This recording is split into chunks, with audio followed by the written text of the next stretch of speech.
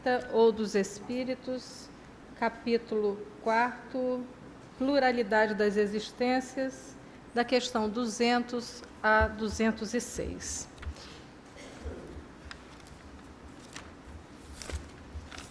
Deixa eu só me localizar aqui. Da questão 201 a 202,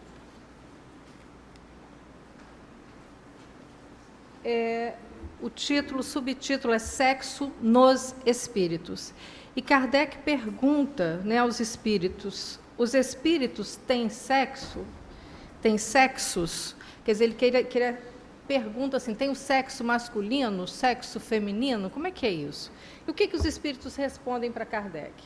Não como entendeis. Os sexos dependem do organismo. Entre eles há amor e simpatia baseados na identidade de sentimentos. Então, os espíritos falam que o sexo não como nós entendemos, né?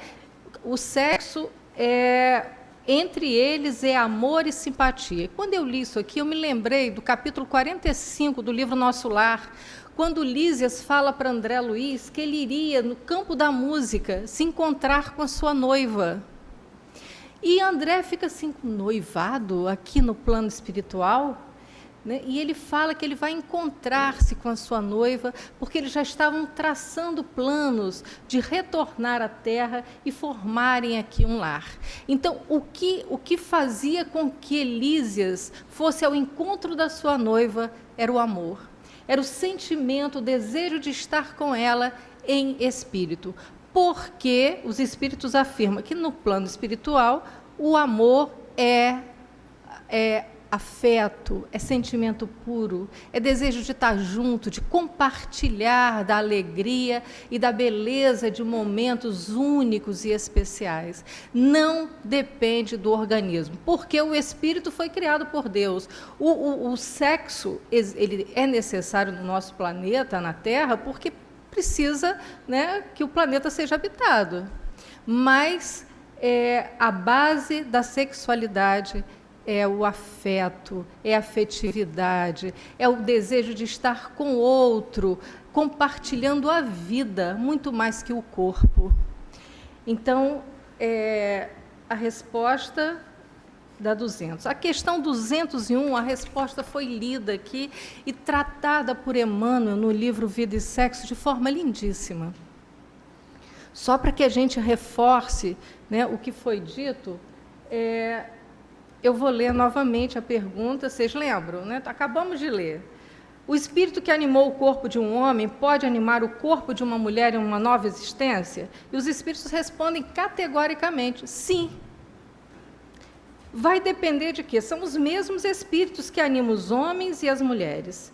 E aqui, na questão 202, para a gente adiantar, eu vou voltar depois ao que o texto de Emmanuel. Quando se é espírito, prefere se encarnar no corpo de um homem e de uma mulher. Eu já ouvi várias pessoas falando assim, na próxima encarnação, estou fazendo tudo direitinho, reencarnei mulher, mas na próxima eu quero ser... Vocês já ouviram isso ou só eu? Né? E parece que ser mulher é uma coisa muito difícil, não é isso? Mas é fácil ser homem. Nesse mundo em que nós vivemos, como diz aqui a questão 201, Emmanuel diz que a questão da erótica, da sexualidade, é responsabilidade, compromisso, e está dentro da lei de causa e efeito. Então, eu entendo que quando, e isso aí os espíritos afirmam, quando nós reencarnamos no corpo feminino, é porque nós precisamos trabalhar as nossas habilidades como mulher.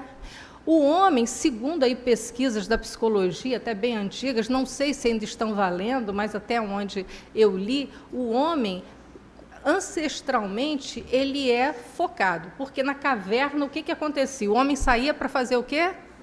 Para caçar, não é isso? Então, ele saía procurando a caça, para levar o alimento para a caverna. Então, ele é focado, ele saía com foco na caça, vendo os perigos, mas focado. Isso fez com que o homem ancestralmente fosse focado. A mulher ficava onde, gente? Segundo essa pesquisa, na caverna. E quais os perigos da caverna? Na caverna tinha o filho chorando, com fome, o bicho que podia entrar. Então a mulher ficava, estou imaginando aqui, a mulher na porta da caverna, vigiando se não entrava bicho, esperando para ver se o marido tinha vindo, e a criança chorando lá dentro, não é isso? Com isso, dizem os pesquisadores que nós, mulheres, desenvolvemos uma atenção de 360 graus. Certo? Nós olhamos na porta da caverna, olhamos do lado da caverna, ainda vigiamos o menino atrás. A ancestral, o tempo foi passando, aí o que acontece? A gente faz a mamadeira aqui, balança a criança com o pé no carrinho e ainda responde, já estudou? Aí, não é assim? Então, é necessário que a gente, em outro momento, a gente retorne como homem para começar a trabalhar esse nosso lado, essa lateralidade do nosso cérebro. E o homem venha no corpo feminino para começar a empurrar carrinho com o pé, mexer a mamadeira, olhar lá atrás, porque nós precisamos desenvolver todas essas habilidades. Então, o espírito ele não tem sexo. Nós, no organismo, é que vamos precisar, né, de um sexo, né, no organismo masculino, feminino, e à medida que nós vamos desenvolvendo para que a gente desenvolva as nossas habilidades. Mas isso é uma questão bem complexa que nós vamos começar a avançar um pouco. Mas Emmanuel diz o seguinte: cada individualidade, muitas vezes, independentemente dos sinais morfológicos, encerra em si extensa problemática, em se tratando de vinculações e inclinações de caráter múltiplo. Cada pessoa se distingue por determinadas peculiaridades no mundo emotivo. Sexo se define desse modo por atributo não apenas respeitável, mas profundamente santo da natureza, exigindo educação e controle. Sexo é energia. No nosso centro de força, nós temos o nosso centro genésico, que é dessa região da área na mulher, aqui na região do útero, ovário, no homem, na região testículos, essa área toda que envolve a questão sexual. Exige controle, responsabilidade. Porque Emmanuel, mesmo no livro Vida e Sexo, ele diz que quando a gente fica muito próximo, nessa interação sexual, existe uma compensação vibratória. Se o outro é abandonado de uma forma inesperada, ele fica torto, se a gente pensar assim, energeticamente. Então, isso é muito sério, isso é comprometimento muito sério. Eu me lembro que uma pessoa me contando, no processo reencarnatório da filha, ela viu claramente um jovem na porta, com o pezinho assim, olhando para ela, com o nariz arrebitado, e ela, desesperada, não queria aquele menino de jeito nenhum. Sabia o que estava acontecendo com ela. Sabia que ali estava acontecendo alguma coisa para além da compreensão. E nisso se apresenta na frente dela uma menina, cabelinho caído, submissa. Aí ela fala assim, essa sim, aceitou. Minha gente, hoje ela diz que não precisa estar de short nem de cabelinho curto. A menina dos cabelinhos lisos, quando para na porta, ela vê o narizinho arrebitado daquele menino que ela tremeu por aceitar. Mas por necessidade desses dois espíritos, não é mulher, mãe, nem menino, nem menina, por necessidade daqueles dois espíritos, aquele que tinha sido um menino, provavelmente numa encarnação anterior, e que tinha contraído débitos com aquela mulher, que viria a ser sua mãe, na hora a espiritualidade faz com que ela se apresente, com que ela aceite tomar a forma de menina, para que a mãe aceite. E quando está aqui, é menino ou menina, o débito é do espírito, o acerto é do espírito, o ajustamento emocional é do espírito, o acerto, é para acertar que a gente está aqui, é do espírito, independente de ser menina ou de ser menino. E aí a gente vai vendo, né, essa jovem, ela tem todo um perfil, assim, ela é focada, ela sabe o que ela quer, tem dificuldade do 360, tem dificuldade de mexer o mingau e de olhar para o lado. Ou ela mexe o mingau, ou ela olha para o lado, que são características, né, que ela vai precisar desenvolver. Vai precisar desenvolver e que já está desenvolvendo. porque precisa trabalhar todos esses campos da atenção. Então, isso pouco importa, né? Aqui está dizendo, o que o espírito escolhe?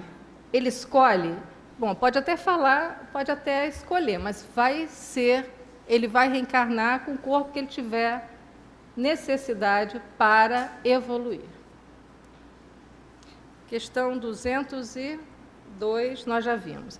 Agora nós vamos para o outro tópico que nós vamos estudar hoje, que é parentesco e filiação.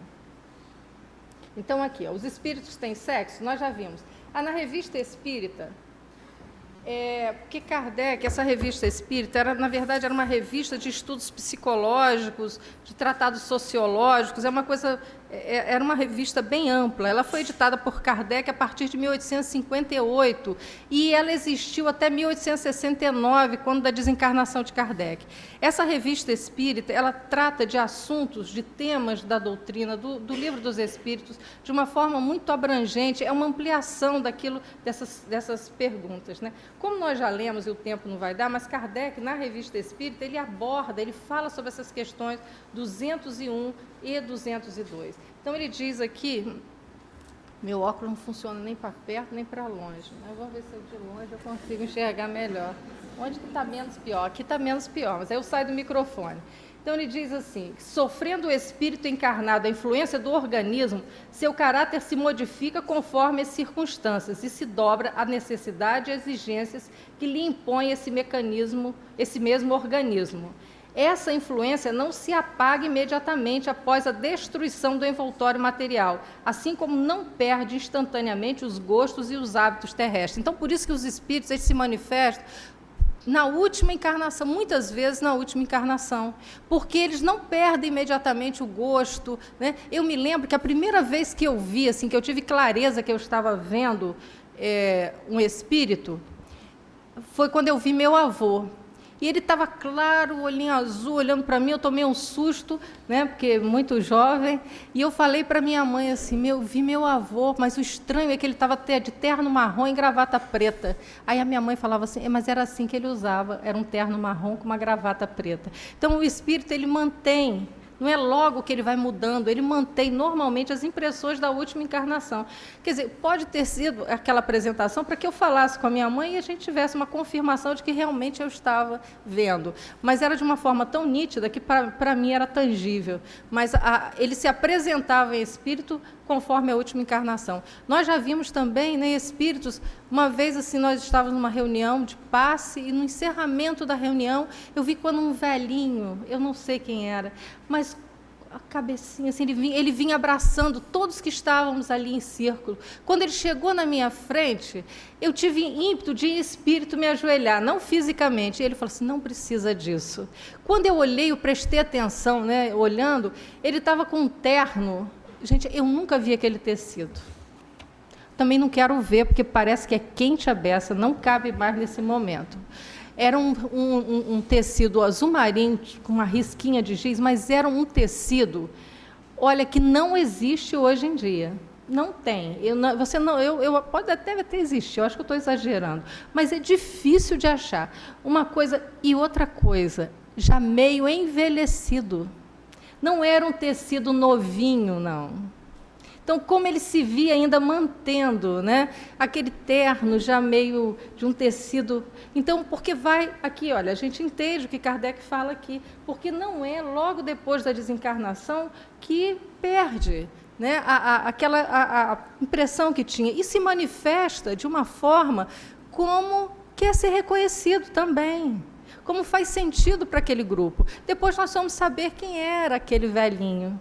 Então, fazia todo o sentido ali para aquele grupo, né? Depois pode, mais adiante, eu acho que isso aí tudo a gente já falou, a gente pode ir seguindo. Senão o texto é grande, a gente vai levar mais tempo. Então, a Revista Espírita, o modelo, eu trouxe porque eu achei que é bom a gente voltar um pouquinho na história, né? O formato dessa Revista Espírita era esse formato.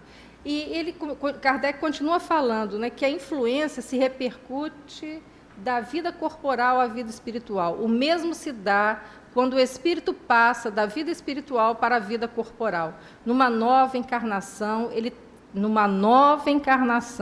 ele trará o caráter e as inclinações que tinha como espírito. Se for avançado, será um homem avançado. Se for atrasado, será um homem atrasado. Mudando de sexo sobre essa impressão, em sua nova encarnação, poderá conservar os gostos, as inclinações e o caráter inerente ao sexo que acaba de deixar. Então, a história dessa menina que eu falei, ela continua, né? É aquela menina focada. Dizem que, pesquisando uma vez, não sei se a pesquisa fidedigna, não foi no livro espírita, as reencarnações de Chico Xavier. Então, nessa pesquisa que eu fiz, mostra que Chico teve mais de 8 encarnações no corpo feminino. Não sei se vocês têm informação melhor que a minha, mas daí aquele jeito tão doce, suave, que nós mulheres precisamos manter, não é? A gentileza, e nós homens precisamos desenvolver, os homens, né? Nós homens, porque eu estou falando como espírito aqui, que provavelmente eu já tive experiências nesse campo, né? No campo masculino, tanto que quantas vezes eu vejo e falo assim, aquelas coisas da casa, de coisa de casa, que seria do feminino, eu falo assim, isso eu estou aqui para desenvolver, porque eu gosto do supermercado, eu gosto de comprar as coisas, de olhar se está quebrado ali, de endireitar o que está faltando, e eu falo assim, não, essa delicadeza da casa, de organizar o prato, isso que eu vim trabalhar, isso que é o que me move, né? Então eu preciso ter essa habilidade manual, né? Eu até treino, sabe, gente? Mas é no treino. Então, a gente vê que tem uma dificuldade, se a dificuldade é para a gente trabalhar nisso, né? E eu já até falei para vocês que eu fui perguntar para meu filho qual é a minha grande vantagem, achando que ele ia falar que eu era um amorzinho, e ele me disse que eu era educadora. Estou elaborando isso até hoje, tanto que eu já falei para vocês isso 2 vezes. Então, de repente, é para a gente estar nesse corpo aqui, para a gente desenvolver esse outro lado.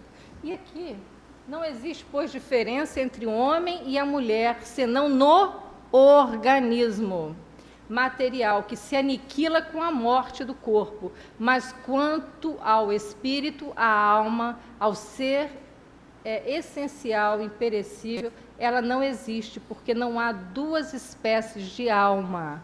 Assim, o quis Deus em sua injustiça para todas as sua justiça para todas as criaturas. Não vou continuar lendo, até porque eu estou com dificuldade de ler por causa do óculos, e isso aqui a gente já falou. E a gente vai ver que a ciência, através do estudo do embrião humano, relatando uma gônada indiferenciada ou primordial, contendo em potencial ambos os sexos, atesta e comprova a realidade do espírito, que em verdade não tem sexo, e ao reencarnar dá vida a indivíduos do sexo masculino ou feminino. Mais uma vez, o caráter científico da doutrina espírita é comprovado pela ciência, permitindo-nos louvar a figura majestosa e imponente do grande codificador Allan Kardec. Então, aqui, gônadas ou glândulas sexuais, gônadas são glândulas do sistema endócrino responsável pela reprodução de hormônios sexuais. Então, a gente vê que elas são semelhantes. A partir do que o espírito vai imprimindo, né, os hormônios vão fazendo a diferenciação. São os mesmos os espíritos que animam os homens e as mulheres? São os mesmos? Sim. Tomei um susto, gente. Sim.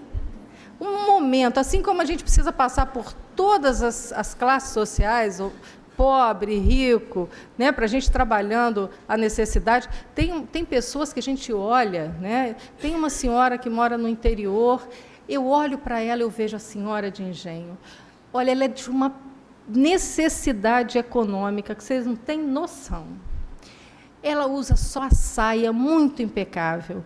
Ela prende o cabelo e dá um laço. Ela chega nos lugares com aquela imponência. Você vê a senhora de engenho. Neste momento, uma situação econômica de dificuldade. Assim também a gente vem, momento mulher, momento homem, para que a gente vá acertando, entendendo, vivendo essas experiências. À luz da reencarnação, podemos entender que o espírito passa por muitas fileiras de renascimento e pode encarnar, vivificando um corpo masculino e um feminino. Isso tudo nós falamos, eu vou adiantar porque já está chegando a hora. A inteligência extrafísica, como artífice da sua própria vestimenta física, atrai o gameta com a sua devida e necessária cromossomia sexual, o X masculino, o X é o quê? Feminino. E masculino. A individualidade espiritual dentro das suas contingências sexuais, na faixa evolutiva em que se encontra, define o sexo que será portador. Estando presente, já jungido à sua futura mãe na matriz genital, o espírito com suas irradiações passa a influenciar e selecionar o espermatozoide que lhe é afim vibratoriamente. Vocês lembram dos espíritos construtores no processo reencarnatório, quando nós falamos da reencarnação de Sigismundo? Então ele começa a atrair vibratoriamente. E aí a gônada começa a ser formada, né, a partir desse momento. Se o espírito tem uma tonalidade sexual mais destacada para o sexo masculino, suas expressões vibratórias energéticas de teor essencialmente masculino exercem atração sobre o espermatozoide com carga genética Y, dando vida a um homem. E assim o contrário. Mas sempre de acordo com as nossas necessidades evolutivas. E aí, lembrando, né, que a menina, ela vinha como menino, mas como a mãe rejeitou, ela aceitou vir como menina. Por quê? Porque o importante era que ela encontrasse com aquela mulher na condição de filho ou de filha.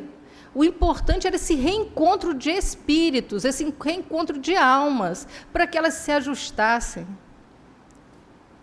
Assim, a conjugação ou fecundação, a partir desse conceito, deixa de ter uma conotação casual, passando a ser dirigida por uma força energética determinante. Então, o sexo, o corpo físico que nós temos hoje, é aquele que nós necessitamos para o nosso progresso espiritual. Mesmo desejando ter um corpo masculino ou feminino, mas foi o que foi possível dentro de um contexto. Parentesco e filiação. Gente, isso aí tem coisa, né? Vou ler, porque não vai dar tempo, nós temos só 5 minutinhos. Na questão 203, Kardec pergunta: os pais transmitem aos filhos uma porção de sua alma? Ou se limitam a dar-lhe a vida animal, a que uma nova alma mais tarde vem adicionar a vida moral? Quem é que cria o espírito? Quem é que cria a alma? Quem que nos criou? Simples e ignorantes, cada um de nós. Deus. Então, pai nenhum pode dar pedacinho de alma para filho. A alma, ela é indivisível, ela é única. O pai, nós herdamos dos nossos pais tendências. Nós já falamos aqui que nem doenças nós herdamos dos nossos pais. Nós herdamos tendências, marcas genéticas. O fato de se ter numa família uma pessoa com a esquizofrenia, por exemplo, não significa que outras pessoas terão. Tem a marca genética. O que starta? O que faz com que o primeiro surto aconteça? Questões aqui. Então, o filho, ele herda dos pais tendências, marcas, mas não herda nem doenças. Então, isso aqui, a alma é indivisível. Um pai estúpido, Kardec, na minha tradução está estúpido, né? Mas deve ser o tradutor. Um pai que não tenha uma grande inteligência, não tenha ainda desenvolvido muitos atributos, ele pode ter um filho extremamente inteligente e com uma outra visão de mundo totalmente diferenciada do pai e da mãe, porque ele não herda isso do pai e da mãe. Questão 204. Então, aqui no Evangelho segundo o Espiritismo, no capítulo 4, o capítulo 4 ninguém pode ver o reino de Deus se não nascer de novo. Então, aqui, Kardec diz que a reencarnação... Gente, que situação difícil depois dos 50, né? Eu quis ficar chique, hoje botei lente, não estou enxergando nada. Olha, eu tenho que compartilhar isso com vocês, porque nós somos irmãos. Que situação, né? Então, vamos botar os óculos. Estou pedindo que alguém vai me emprestar um melhor que o meu aqui, porque o negócio está tenso. A reencarnação fortalece os laços de família. Porque aqui a gente vai ver na questão 204, Kardec pergunta o seguinte: uma vez que temos tido várias existências, a parentela remonta além da nossa existência atual? Então, lá no Evangelho segundo o Espiritismo, né, Kardec fala que a reencarnação, além de fortalecer os laços dos espíritos, ele estende. Olha, cheguei hoje, agora há pouco, de Bom Jesus. Eu tenho uma grande amiga que é minha irmã querida. Ela é evangélica, de berço. E ela, um dia que eu vim falar, ela estava sentadinha ali. Por quê? Porque a amizade, esse reencontro de almas, não é por causa é apesar de. O amor não tem por causa porque é da minha religião. E vocês já imaginaram evangélico aceitar espírita? É muito amor no coração. E é uma irmã que está comigo na dor, na alegria, em todos os momentos da minha vida. Então, é uma construção assim, de vida mesmo, de afinidades. Eu fui fazer um seminário de família, ela estava aqui em casa, ela sentou comigo, foi fazer os slides. Ela falava, o quê? Reencarnação? Né? Esse negócio é engraçado. Vamos embora. Aí vou ver se eu acho na Bíblia. Deixa eu ver se eu acho na Bíblia. E ela pegava a Bíblia para ver se tinha alguma coisa. Fala de ressurreição. Eu falei, é a mesma coisa. O que você achar de ressurreição, manda para cá.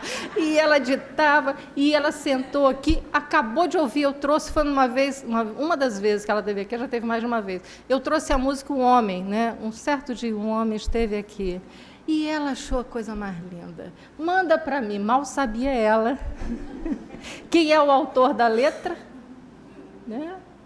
Então, e ela compartilhou. Então, esses laços de família, Kardec fala que nós temos a nossa família corporal e a nossa família espiritual. Então, a reencarnação, ela estende-se, além de estreitar esses laços, ela amplia esses laços. Então, com esses reencontros, são reencontros de almas. Quantas pessoas a gente olha e fala assim, meu Deus, tem uma coisa, né? Aquela pessoa, são pessoas que provavelmente a gente já compartilhou momentos. E existem pessoas também que a gente olha e fala, meu Jesus... Não é? É essa que a gente precisa ficar mais atenta para modificar esse meu Jesus. E fala, meu Jesus, não é? Mudar essa entonação quando a gente vê pelo reencontro, entendendo que se a gente teve, é porque já tivemos dificuldades, e não quer dizer que eu tenha sido a mocinha dessa história e que o outro é o bandido. Pode ser o contrário. Então, por isso que nesses encontros a gente precisa estar atento, porque precisa reorganizar. E a nossa proposta aqui é de vivermos a fraternidade legítima. Na opinião de certas pessoas, a doutrina da reencarnação, questão 205, parece destruir os laços de família, fazendo-os remontar às existências anteriores. Então, nós já dissemos que não, né? Ela estende, não destrói, amplia, não destrói.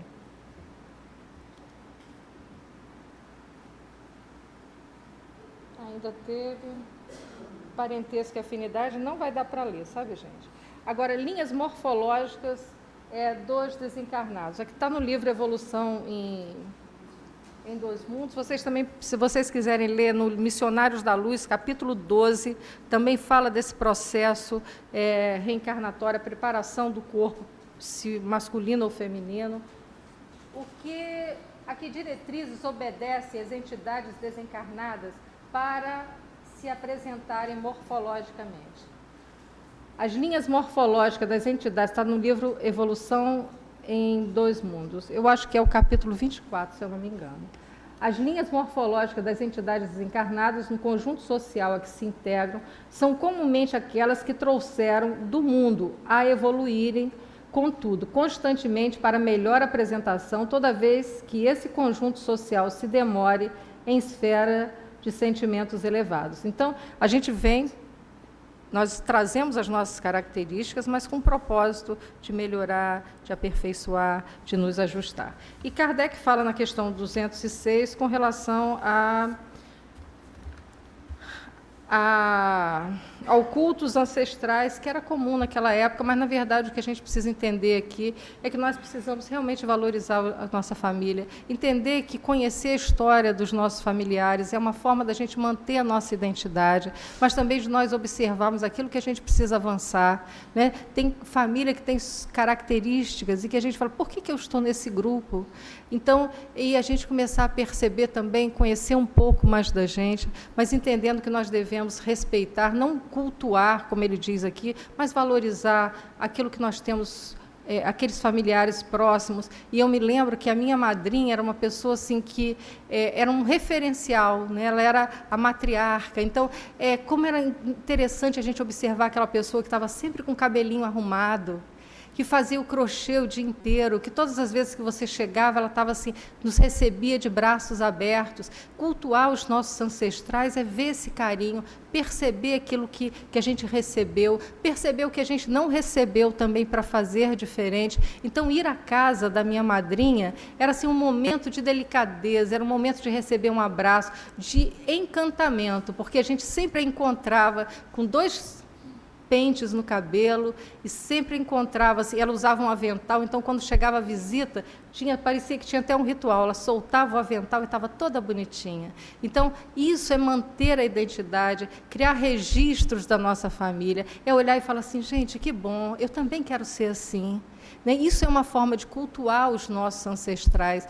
Era o tio querido que tinha uma Kombi, e os sobrinhos, inclusive, eu tudo pobrinho para ir a Gruçaí, era aquele sacrifício. Ele tirava os bancos da Kombi, botava banco normal, botava uns bancos, enchia de sobrinho e levava para Gruçaí. E nós passávamos o dia, que maravilha. Então, esse registro, esse cultos ancestrais, essa pessoa está em minhas orações diariamente, porque ele conseguia, naquela Kombi ali, com toda a falta de condição, proporcionar alegria. Então, isso a gente vai construindo a nossa identidade. Então, eu também quero ser essa pessoa que constrói essa alegria, né? Nesse registro, nesse culto aos nossos ancestrais, dessa forma, como homenagem. Então, que o Senhor nos abençoe. Eu sei que algumas coisas ficaram sem ter ditas, mas espero que vocês consigam aprofundar isso em leitura ao chegarem à casa de vocês. Muita paz.